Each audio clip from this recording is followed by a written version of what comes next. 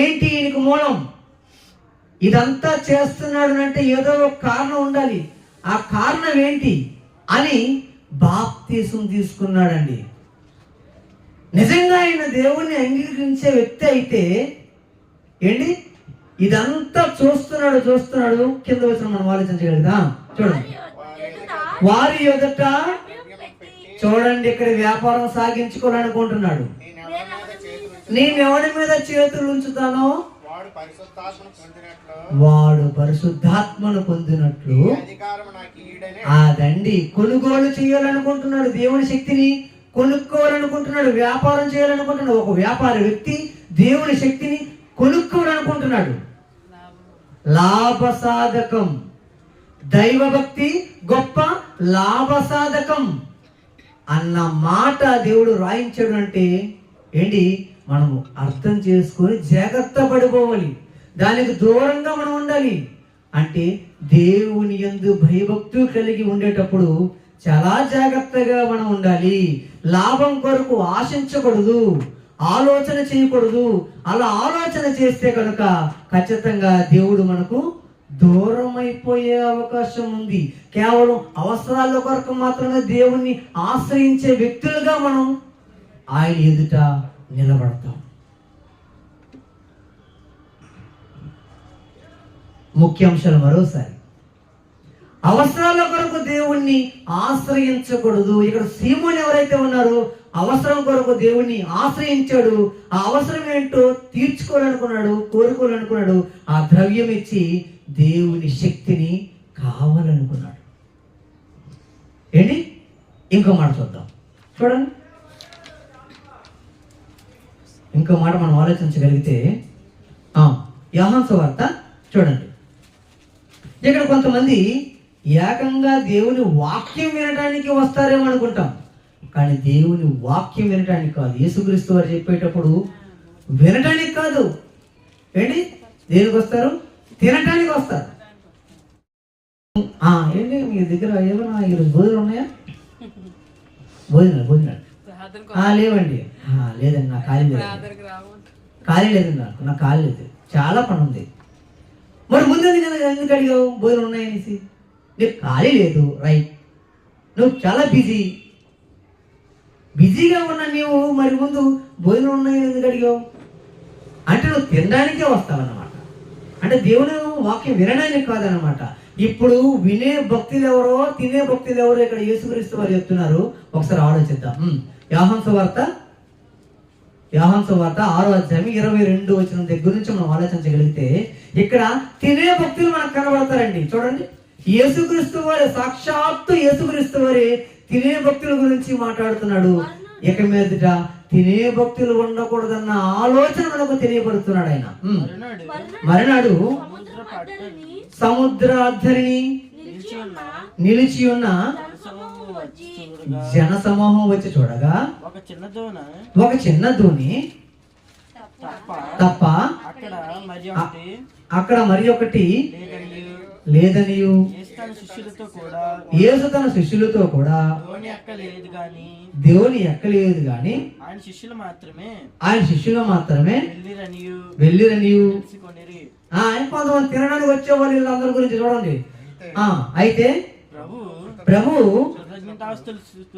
కృతజ్ఞతాస్తుతులు చెల్లించినప్పుడు వారు రొట్టె భుజించిన చోటునకు దగ్గరనున్న తెబెరియా నుండి వేరే చిన్న దోణిలో యేసు మీరు సూచనలను చూచట వలన కాదు గాని ఎంత ఎతికారు కదా. నా గురించి మీరు ఎతికారు కదా. నా గురించి ఎందుకు ఎతికారు అంటే మీరు ఏదో నా మాటని వినడానికి కాదు కానీ రొట్టెలు భుజించి తృప్తి పొందటం వలననే నన్ను వెతుకుచున్నారు. అంతేనండి. మీతో నిశ్చయముగా చెప్పుచున్నాను. అంటే వీళ్ళు యేసుక్రీస్తు వారిని ఎందుకు వెతుకుతున్నారంట? కేవలం వినడానికి కాదు, తినటానికి, తృప్తిగా తినటానికి. ఇక్కడ ఎవరున్నారు? ఇక్కడ మనకు కనబడుతున్నారు తినే భక్తులు, వినే భక్తులు కాదు. వినే భక్తులు అయితే చక్కగా దేవుడు యేసుక్రీస్తు వారు ఎక్కడున్నారో అక్కడికి వెళ్ళి చక్కగా వింటారు. ఆయన ముందుగానే వినడానికి వచ్చిన వీరందరికీ కూడాను మరి పరసంబంధమైన విషయాలు చెప్పాలనుకుని బైబిల్లోనే చక్కగా రాయిస్తాడు. కానీ ఇక్కడ ఈ భక్తులు ఎవరంటమ్మా? తినే భక్తులు. ఈ భక్తుల గురించి యేసుక్రీస్తు వారు మాట్లాడిన మాటలు అంటే కేవలం ఆ రోజు పూట గడిచిపోవాలి, అంతే. వాళ్ళ అవసరం తీరిపోవాలి, వాళ్ళ అవసరం ఆ పూటకు తీరిపోవాలి. యేసుక్రీస్తు వారు ఎంతగా శ్రమపడి చాలా జాగ్రత్తగా ఎన్నో విషయాలు చెప్పినప్పటికీ వాళ్ళు తినే వ్యక్తులుగానే కనబడ్డారే కానీ వినే వ్యక్తులుగా కనబడలేదన్న సంగతి కింద వచనాలకు వెళ్ళేసరికి మనకు అర్థమవుతుంది. ఒకసారి యోహాను సువార్త 12వ అధ్యాయము లేదా యోహాను సువార్త 6వ అధ్యాయము 14వ వచనం చూడండి. 12వ అధ్యాయం 37వ వచనం చూడండి. 12వ అధ్యాయం 37వ వచనం. యోహాను సువార్త 12వ అధ్యాయం 37వ వచనం. యేసు ఈ మాటలు చెప్పి వెళ్ళి వారికి కనబడకుండా దాగుండిపోయాడటండి. ఆయన వారి ఎదుట ఎన్ని సూచక క్రియలు చేసినను తినడానికే విశ్వాసం ఉంచారు తప్ప వినడానికి విశ్వాసం ఉంచే వ్యక్తులుగా కనబడుతున్నారు. ఏంటి? మళ్ళీ యేసు ఈ మాటలు చెప్పి వెళ్ళి వారికి కనబడకుండా దాగి ఉండెను.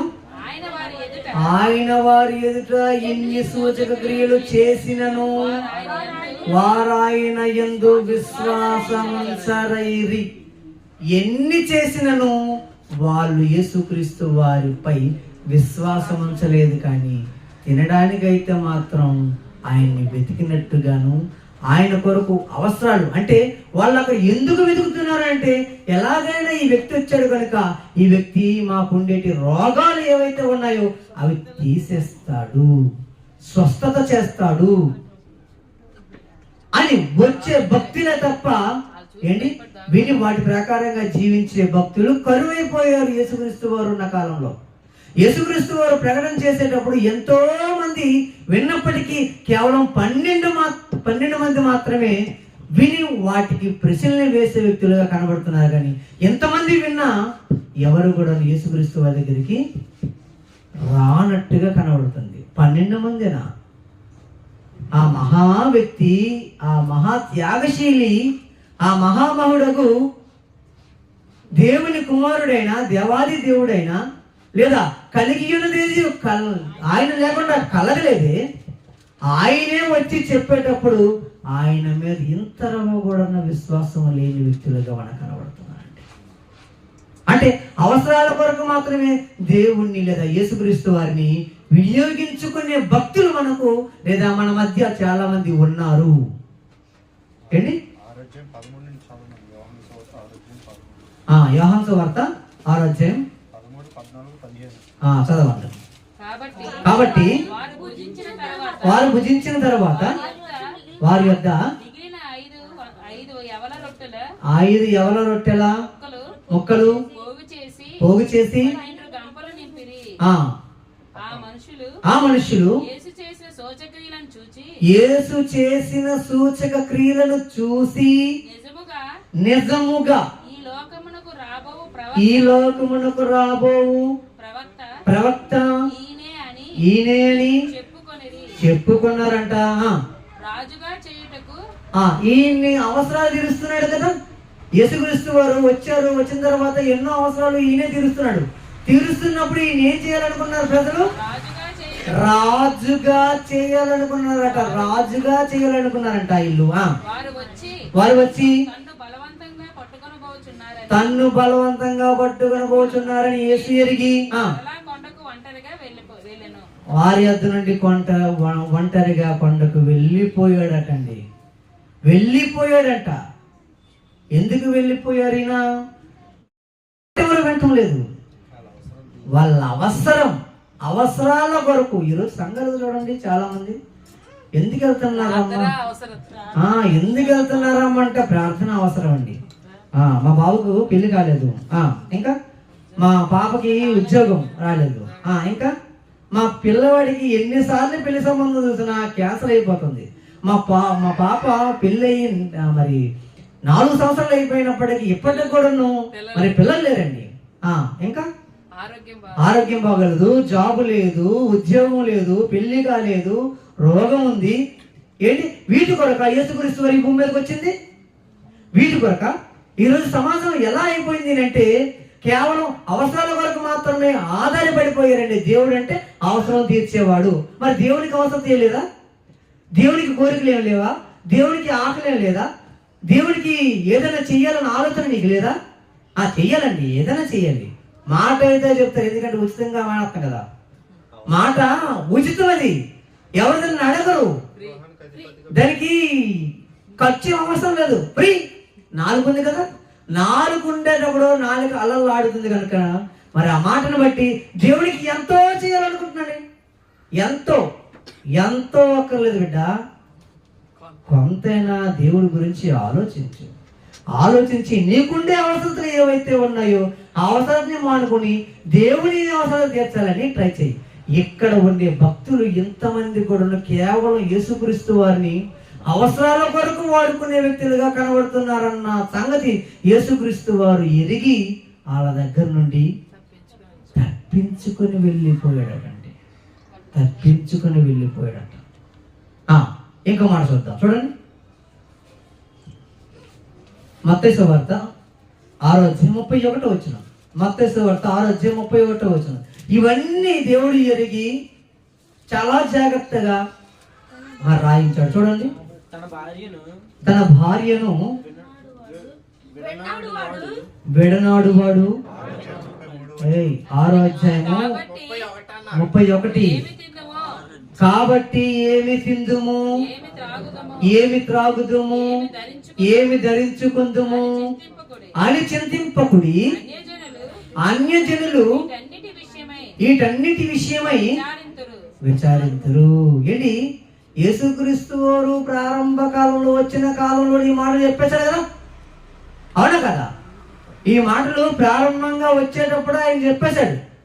యోహాను సువార్త వచ్చేసరికి ఎందుకు మళ్ళీ అక్కడ వెళ్తున్నారు ఆయన అంటే మర్చిపోయారు జనులు. కేవలం అవసరమే తీర్చుకోవాలి. ఏంటి చూడండి, అందు గురించి కాబట్టి ఏమి తిందుము, ఏమి త్రాగదుము 6వ అధ్యాయము మత్తయి సువార్త 6వ అధ్యాయము 31-32 చదువుతున్నాను. కాబట్టి ఏమి తిందుము, ఏమి తాగుదుము, ఏమి ధరించుకుందుము అని చింతింపకుడి. ఇవన్నీ మీకు కావాలని మిమ్మల్ని భూమి మీదగా పంపించాడు కదా. ఈ భూమి మీద పంపించాడు కదా, తల్లి గర్భంలో నిన్ను వేశాడు కదా. ఆయనకు ముందే తెలుసు ఇవన్నీ కావాలని, ముందే తెలిసి ఈ భూమి మీద ఏటేటి కావాలో అన్నీ పెట్టాడండి. ఈరోజు ఏం దొరకట్లేదా?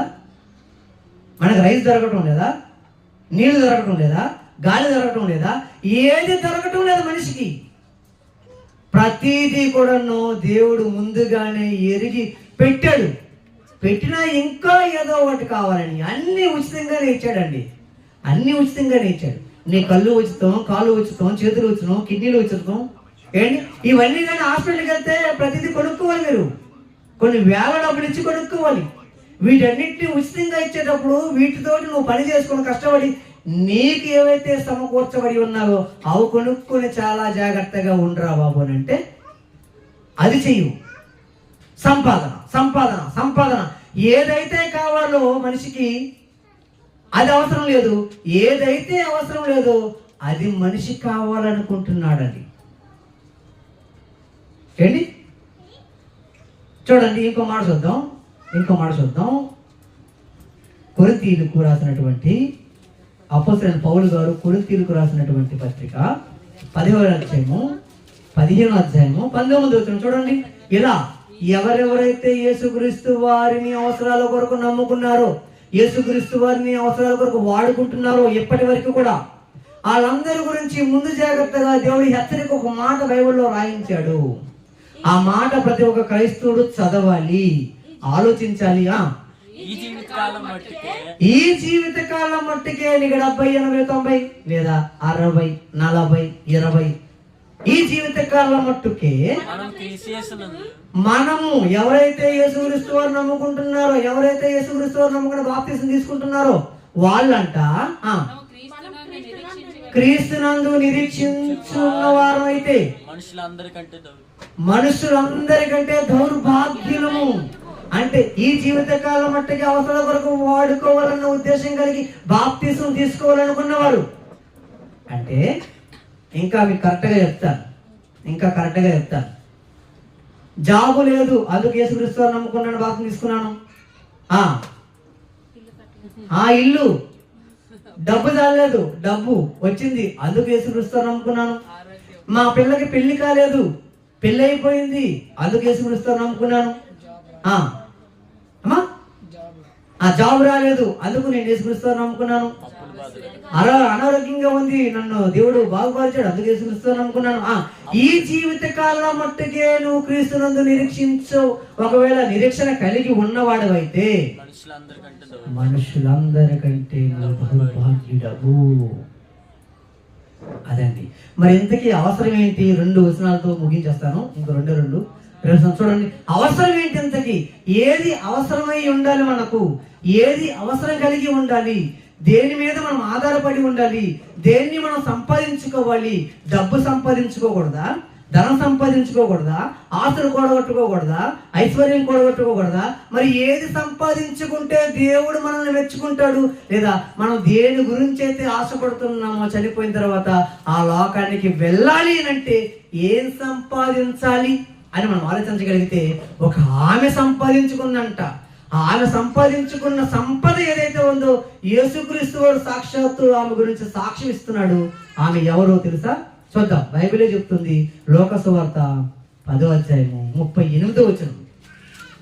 లోక సువార్త 10వ అధ్యాయము 38వ వచనం. అంతటా వారు ప్రయాణమై పోవుచుండగా గ్రామంలో ప్రవేశించను. మార్తా అనే ఒక స్త్రీ ఉన్నదా అక్కడ. ఆయనను తన ఇంట చేర్చుకున్నదంటే యేసుక్రీస్తు వారిని ఆమె ఇంట చేర్చుకున్నది ఆవిడ. ఆమెకు అంటే యేసుక్రీస్తు వారిని ఆమె ఇంట చేర్చుకున్నదంటే ఆహ్వానం పలికింది ఆవిడ్ని.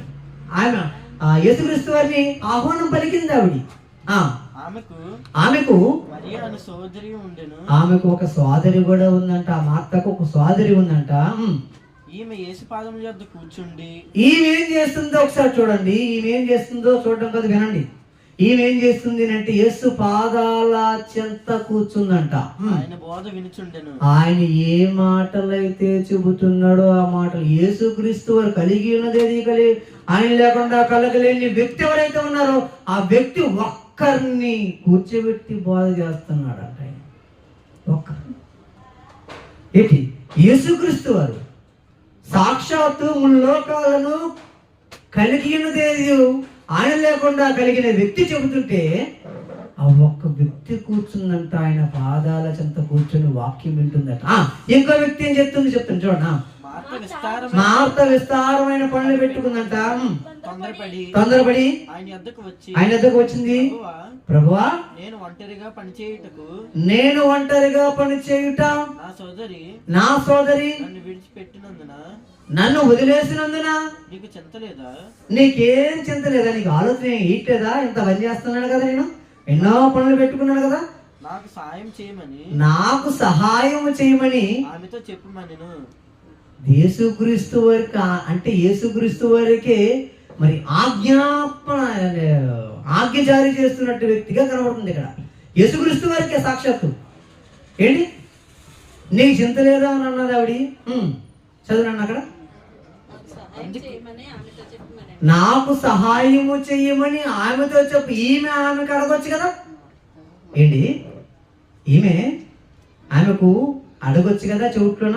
అమ్మా ఏమ్మా యేసుక్రీస్తు వారు వచ్చారు, వచ్చిన ఆయనకి మనము మరి మర్యాద చెయ్యాలి అని యేసుక్రీస్తు వారికి అడగొచ్చుగా.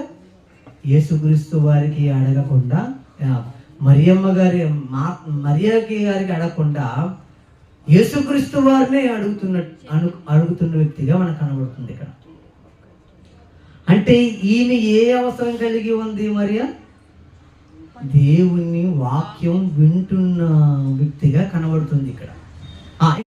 ఎవరు వింటం లేదు, వాళ్ళ అవసరాల కొరకు. ఈరోజు సంఘాలు చూడండి, చాలా మంది ఎందుకు వెళ్తున్నారమ్మా, ఎందుకు వెళ్తున్నారమ్మా అంటే ప్రార్థన అవసరం అండి. మా బాబుకు పెళ్లి కాలేదు, ఇంకా మా పాపకి ఉద్యోగం రాలేదు, ఇంకా మా పిల్లవాడికి ఎన్నిసార్లు పెళ్లి సంబంధం చూసినా క్యాన్సర్ అయిపోతుంది.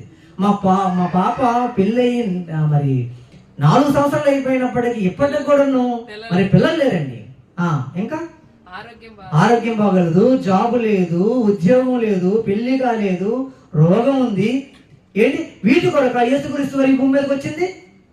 వీటి కొరక ఈరోజు సమాజం ఎలా అయిపోయింది అంటే కేవలం అవసరాల కొరకు మాత్రమే ఆధారపడిపోయారండి. దేవుడు అంటే అవసరం తీర్చేవాడు. మరి దేవునికి అవసరం తీయలేదా? దేవునికి కోరికలు ఏం లేవా? దేవునికి ఆకలి ఏం లేదా? దేవునికి ఏదైనా చెయ్యాలన్న ఆలోచన నీకు లేదా? చెయ్యాలండి, ఏదైనా చెయ్యండి. మాట అయితే చెప్తారు, ఎందుకంటే ఉచితంగా మాట్లాడతాం కదా. మాట ఉచితం, అది ఎవరిదైనా అడగరు, దానికి ఖర్చు అవసరం లేదు, ఫ్రీ. 4 ఉంది కదా, 4 ఉండేటప్పుడు 4 అలలు ఆడుతుంది కనుక మరి ఆ మాటను బట్టి దేవుడికి ఎంతో చేయాలనుకుంటున్నాడు. ఎంతో అక్కర్లేదు బిడ్డ, కొంతైనా దేవుడి గురించి ఆలోచించి నీకుండే అవసరాలు ఏవైతే ఉన్నాయో ఆ అవసరాన్ని మానుకొని దేవుని అవసరాలు తీర్చాలని ట్రై చేయి. ఇక్కడ ఉండే భక్తులు ఇంతమంది కూడా కేవలం యేసుక్రీస్తు వారిని అవసరాల కొరకు వాడుకునే వ్యక్తులుగా కనబడుతున్నారన్న సంగతి యేసుక్రీస్తు వారు ఎరిగి వాళ్ళ దగ్గర నుండి తప్పించుకొని వెళ్ళిపోయాడట. ఇంకో మాట చూద్దాం, చూడండి. మత్తయి సువార్త 6:31. మత్తయి సువార్త 6:31. ఇవన్నీ దేవుడు ఎరిగి చాలా జాగ్రత్తగా రాయించాడు. చూడండి, తన భార్యను విడనాడువాడు. 6:31. కాబట్టి ఏమి తిందుము, ఏమి త్రాగుదుము, ఏమి ధరించుకుందుము అని చింతింపకుడి. అన్యజనులు వీటన్నిటి విషయమై విచారింతురు. ఏంటి యేసుక్రీస్తు వారు ప్రారంభ కాలంలో వచ్చిన కాలంలో ఈ మాటలు చెప్పేశారు కదా, అవునా కదా? ఈ మాటలు ప్రారంభంగా వచ్చేటప్పుడు ఆయన చెప్పేశాడు. యోహాను సువార్త వచ్చేసరికి ఎందుకు మళ్ళీ అక్కడ వెళ్తున్నారు ఆయన అంటే మర్చిపోయారు జనులు. కేవలం అవసరమే తీర్చుకోవాలి. ఏంటి చూడండి, అందు గురించే కాబట్టి ఏమి తిందుమో ఏమి త్రాగదమో 6వ అధ్యాయము మత్తయి సువార్త 6వ అధ్యాయము 31-32 చదువుతున్నాను. కాబట్టి ఏమి తిందుమో ఏమి తాగుదమో ఏమి ధరించుకుందుమో అని చింతింపకుడి. ఇవన్నీ మీకు కావాలని మిమ్మల్ని భూమి మీదగా పంపించాడు కదా. ఈ భూమి మీద పంపించాడు కదా, తల్లి గర్భంలో నిన్ను వేశాడు కదా. ఆయనకు ముందే తెలుసు ఇవన్నీ కావాలని, ముందే తెలిసి ఈ భూమి మీద ఏటేటి కావాలో అన్నీ పెట్టాడండి. ఈరోజు ఏం దొరకట్లేదా? మనకు రైస్ దొరకటం లేదా? నీళ్లు దొరకటం లేదా? గాలి దొరకటం లేదా? ఏది దొరకటం లేదు మనిషికి. ప్రతిదీ కూడాను దేవుడు ముందుగానే ఎరిగి పెట్టాడు. పెట్టినా ఇంకా ఏదో ఒకటి కావాలని అన్ని ఉచితంగానే ఇచ్చాడండి. నీ కళ్ళు ఉచితం, కాళ్ళు ఉచితం, చేతులు ఉచితం, కిడ్నీలు ఉచితం. ఏంటి ఇవన్నీ కానీ హాస్పిటల్కి వెళ్తే ప్రతిదీ కొనుక్కోవాలి. మీరు కొన్ని వేల డబ్బులు ఇచ్చి కొనుక్కోవాలి. వీటన్నిటిని ఉచితంగా ఇచ్చేటప్పుడు వీటితో నువ్వు పని చేసుకుని కష్టపడి నీకు ఏవైతే సమకూర్చబడి ఉన్నావో అవి కొనుక్కొని చాలా జాగ్రత్తగా ఉండరా బాబు అని అంటే అది చెయ్యు. సంపాదన ఏదైతే కావాలో మనిషికి అది అవసరం లేదు. ఏదైతే అవసరం లేదో అది మనిషి కావాలనుకుంటున్నాడండి. ఏంటి చూడండి, ఇంకో మాట చూద్దాం. కొరింథీయులకు రాసినటువంటి అపోస్తలుడైన పౌలు గారు కొరింథీయులకు రాసినటువంటి పత్రిక 10వ అధ్యాయము 15వ అధ్యాయము 19వ వచనం చూడండి. ఇలా ఎవరెవరైతే యేసుక్రీస్తు వారిని అవసరాల కొరకు నమ్ముకున్నారో, యేసుక్రీస్తు వారిని అవసరాల కొరకు వాడుకుంటున్నారో ఇప్పటి వరకు కూడా, వాళ్ళందరి గురించి ముందు జాగ్రత్తగా దేవుడి హెచ్చరిక ఒక మాట బైబిల్లో రాయించాడు. ఆ మాట ప్రతి ఒక్క క్రైస్తవుడు చదవాలి, ఆలోచించాలి. ఈ జీవిత కాలం మట్టుకే నీకు 70, 80, 90 లేదా 60, 40, 20 ఈ జీవిత కాలం మట్టుకే మనము ఎవరైతే యేసుక్రీస్తు వారు నమ్ముకుంటున్నారో, ఎవరైతే యేసుక్రీస్తు వారు నమ్ముకుని బాప్తిసం తీసుకుంటున్నారో వాళ్ళంట క్రీస్తునందు నిరీక్షించున్న వారు అయితే మనుషులందరికంటే దౌర్భాగ్యులము. అంటే ఈ జీవిత కాలం మట్టుకి అవసరం కొరకు వాడుకోవాలన్న ఉద్దేశం కలిగి బాప్తిసం తీసుకోవాలనుకున్నవారు. అంటే ఇంకా మీకు కరెక్ట్గా చెప్తాను, జాబు లేదు అందుకు యేసుక్రీస్తు వారు నమ్ముకున్నాను, బాప్తిసం తీసుకున్నాను. ఇల్లు, డబ్బు చాలేదు, డబ్బు వచ్చింది అందుకు యేసుక్రీస్తు వారు నమ్ముకున్నాను. మా పిల్లకి పెళ్లి కాలేదు, పెళ్లి అయిపోయింది అందుకు యేసుక్రీస్తు వారు నమ్ముకున్నాను. జాబ్ రాలేదు అందుకు నేను యేసుక్రీస్తు వారు నమ్ముకున్నాను. అనారోగ్యంగా ఉంది, నన్ను దేవుడు బాగుపరిచాడు అందుకు యేసుక్రీస్తు వారు నమ్ముకున్నాను. ఈ జీవిత కాలం మట్టుకే నువ్వు క్రీస్తునందు నిరీక్షించు. ఒకవేళ నిరీక్షణ కలిగి ఉన్నవాడు అయితే మనుషులందరికంటే దౌర్భాగ్యుడవు. అదండి. మరి ఇంతకీ అవసరం ఏంటి? 2 వచనాలతో ముగించేస్తాను. ఇంకో 2 చూడండి. అవసరం ఏంటి? ఇంతకీ ఏది అవసరమై ఉండాలి? మనకు ఏది అవసరం కలిగి ఉండాలి? దేని మీద మనం ఆధారపడి ఉండాలి? దేన్ని మనం సంపాదించుకోవాలి? డబ్బు సంపాదించుకోకూడదా? ధనం సంపాదించుకోకూడదా? ఆస్తులు కూడగొట్టుకోకూడదా? ఐశ్వర్యం కూడగొట్టుకోకూడదా?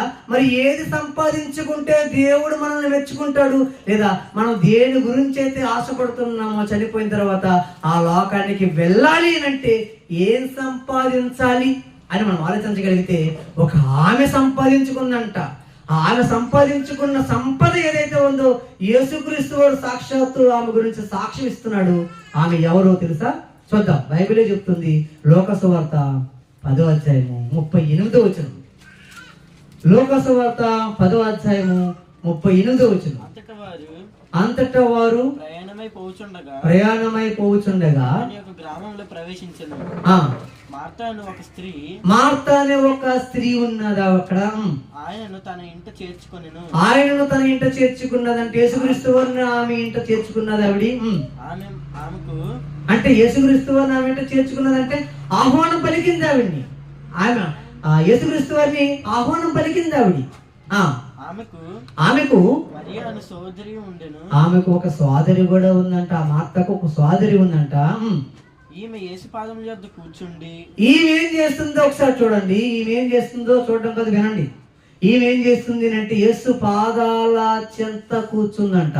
ఆయన బోధ వినుచుండెను. ఆయన ఏ మాటలైతే చెబుతున్నాడో ఆ మాటలు యేసుక్రీస్తు వారు కలిగి ఉన్నదేది ఆయన లేకుండా కలగలేని వ్యక్తి ఎవరైతే ఉన్నారో ఆ వ్యక్తి ఒక్కరిని కూర్చోబెట్టి బోధ చేస్తున్నాడంట. ఏంటి? యేసుక్రీస్తు వారు సాక్షాత్తు ముల్లోకాలను కలిగి ఉన్నదేది ఆయన లేకుండా కలిగిన వ్యక్తి చెబుతుంటే ఆ ఒక్క వ్యక్తి కూర్చుందంట. ఆయన పాదాల చెంత కూర్చుని వాక్యం వింటుందట. ఇంకో వ్యక్తి ఏం చెప్తుంది చూడండి. మార్త విస్తారమైన పనులు పెట్టుకుందంట. తొందరపడి ఆయన యొద్దకు వచ్చింది. ప్రభువా, నేను ఒంటరిగా పనిచేయుట నా సోదరి నన్ను వదిలేసినందున నీకేం చింత లేదా? నీకు ఆలోచన ఇట్లేదా? ఇంత పని చేస్తున్నాను కదా, నేను ఎన్నో పనులు పెట్టుకున్నాను కదా, నాకు సహాయం చేయమని ఆమెతో చెప్పమని. యేసుక్రీస్తు వారికి అంటే యేసుక్రీస్తు వారికి మరి ఆజ్ఞ జారీ చేస్తున్నట్టు వ్యక్తిగా కనబడుతుంది ఇక్కడ. యేసుక్రీస్తు వారికి సాక్షాత్తు ఏంటి? నీకు చింత లేదా అని అన్నది ఆవిడ. చదువునండి అక్కడ. నాకు సహాయము చెయ్యమని ఆమెతో చెప్పు. ఆమెకు అడగొచ్చు కదా. ఏంటి? ఆమెకు అడగొచ్చు కదా చెవుట్లోన. అమ్మా, ఏమ్మా యేసుక్రీస్తు వారు వచ్చారు, వచ్చిన ఆయనకి మనము మరి మర్యాద చెయ్యాలి, అని యేసుక్రీస్తు వారికి అడగొచ్చుగా. యేసుక్రీస్తు వారికి అడగకుండా మరియమ్మ గారికి అడగకుండా యేసుక్రీస్తు వారినే అడుగుతున్న వ్యక్తిగా మనకు కనబడుతుంది ఇక్కడ. అంటే ఈమె ఏ అవసరం కలిగి ఉంది? మరియా దేవుని వాక్యం వింటున్న వ్యక్తిగా కనబడుతుంది ఇక్కడ. జ్ఞానం అవసరమైనది. ఈ లోకం ఏదైతే అవసరం అని అనుకుంటుందో అది కాకుండా దేవుని వాక్యమే అవసరమై ఉండాలన్న ఆలోచన మనకు లోకసువార్తలో మనకు కనబడుతుంది. ఇంకో వచ్చిన మనం చూద్దాం. చూడండి, ఫిలిప్పీ పత్రిక 3వ అధ్యాయము, పౌలు గారు 3వ అధ్యాయము 7వ వచనం 4వ వచనం చదవండి. పౌలు గారు మాట్లాడుతూ ఏదైతే అత్యవసరమై ఉన్నదో ఆయన చెప్తున్నారు. ఆయన మరియ గురించి మనం మాట్లాడుకున్నాము. ఆమెకు ఏది అవసరమైనదో ఇప్పుడు పౌలు గారు ఏం మాట్లాడుతున్నారో చూద్దాం. ఆసక్తి విషయము సంగమునకు హింసించు వాడనై ధర్మశాస్త్రం వలన నీతి విషయము. ఎన్నో వచనం చదువుతున్నాను. 3వ అధ్యాయము 6, 7వ వచనము, 8వ వచనం. 3వ అధ్యాయం. అయినను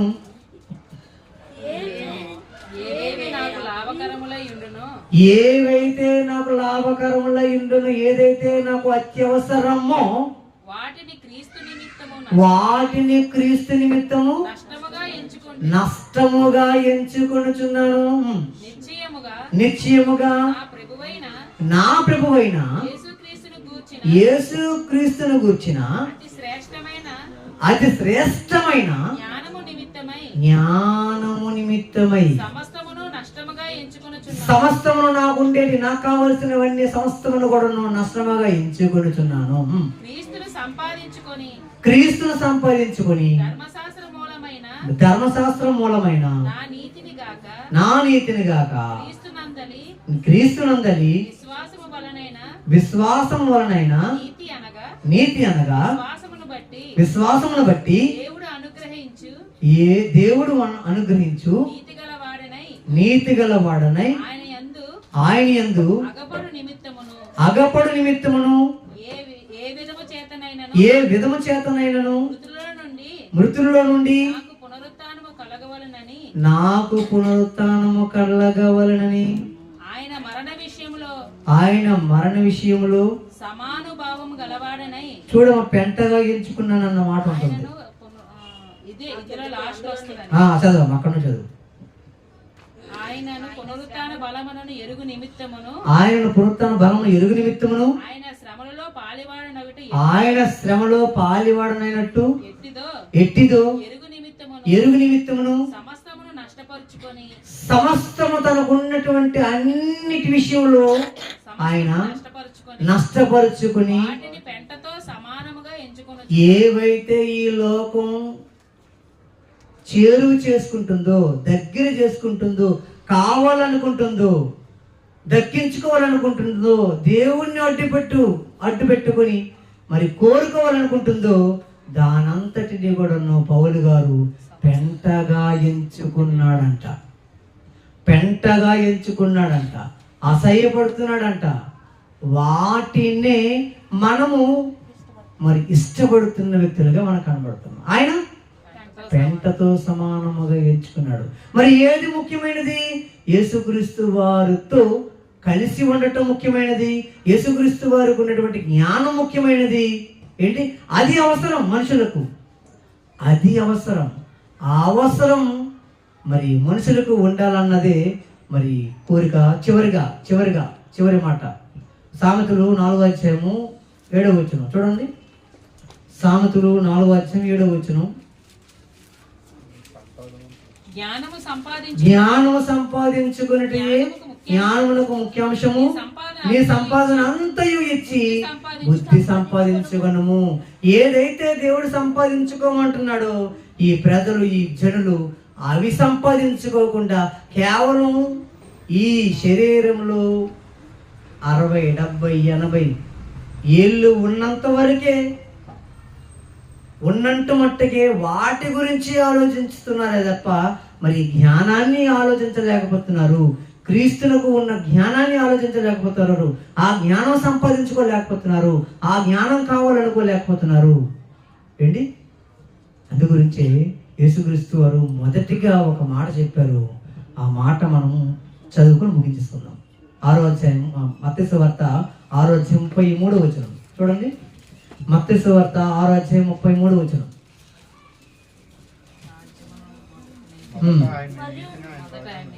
చదవండి. కాబట్టి మీరు ఆయన రాజ్యమును ఆయన నీతిని మొదట వెతుకుడి. మనం ఏదేదో వెతుకుతున్నాం. ఈ భూమి మీద ఉన్నవారు ఏదేదో వెతుకుతున్నారు, ఏమేమో కావాలనుకుంటున్నారు, ఏదేదో దక్కించుకోవాలనుకుంటున్నారు, ఏదేదో సంపాదించుకోవాలనుకుంటున్నారు. కోరికలకు మినహాయించి మరి కోరుకునే వ్యక్తులుగా మనకు కనబడుతున్నారు. దేవుణ్ణి అవసరాల కొరకు మాత్రమే వాడుకునే వ్యక్తులుగా కనబడుతున్నారు. అందు గురించి దేవుడు ముందుగానే మన గురించి తెలిసి ముందుగానే మనందరికీ చెబుతున్న మాట ఏంటంటే, కాబట్టి మీరు ఆయన రాజ్యమును నీతిని మొదట వెతుకుడి, అప్పుడు అవన్నీ మీకు అనుగ్రహింపబడును. రేపటిని గూర్చి చింతింపకుడి, రేపటి దినము దాని సంగతులను గూర్చి చింతించును, ఏనాటి కీడు ఆనాటికి చాలు. అంటే దేవుణ్ణి అవసరాల కొరకు వాడుకునే వ్యక్తులుగా మనం ఉండకూడదు. కొరకే దేవుడా కాదు, అవసరాల కొరకు దేవుడుగా మనకు ఉండకూడదు. మనము దేవునికి ఎంత అవసరమో ఆ అవసరాలన్నీ మనం దేవునికి తీర్చే వ్యక్తులుగా ఉండాలి. ఆయన జ్ఞానం మనకు అవసరం, ఆయన మార్గం మనకు అవసరం. ఈ భూమి మీద జీవించి ఉన్నంత వరకు ఆయన కొరకు బ్రతుకుతూ, ఆయన కొరకు జీవిస్తూ, ఆయన కొరకు మాట్లాడుతూ, మనం తనువు చాలించిన తర్వాత ఖచ్చితంగా ఏ లోకం గురించి అయితే మనం ఎదురు చూస్తున్నామో, ఏ రాజ్యం గురించి అయితే మనం మరి వెయిటింగ్ లేదా నిరీక్షణ కలిగి ఉన్నామో, ఆ రాజ్యం కొరకు మనం అందరం కూడా ఎదురు చూస్తూ మరి ఆయన కొరకే మనం బ్రతకాలని కోరుకుంటున్నా. ఈ మాటను ముగించుకుంటున్నాను. అందరికీ వందనములు. చిన్న ప్రార్థన చేసుకున్నాం. పరలోకమందున్న మా కన్న తండ్రి, మీ అపారమైన ప్రేమ, కృప, కనికరమును బట్టి మీరు మాతో ఇంతవరకు మాట్లాడిన విధానం బట్టి మీకు హృదయపూర్వక ధన్యవాదాలు తెలియజేయచ్చు. తండ్రి, విన్న మాటలు వినువారు మాత్రముగా ఉండకుండా వాక్యానుసారముగా జీవించే మంచి మనస్సులను అందరికీ ప్రసాదించమని, మీరు సంతోషపడే విధముగా మా జీవన విధానాన్ని కొనసాగించుకునే అవకాశాన్ని మాకు అందరికీ ప్రసాదించమని యేసుక్రీస్తు వారి శ్రేష్టమైన నామమున యొక్క ప్రార్థన విన్నపములు మీ పాదాల చెంత పెడుచున్నాను తండ్రి. ఆమేన్. అందరికీ వందనాలు.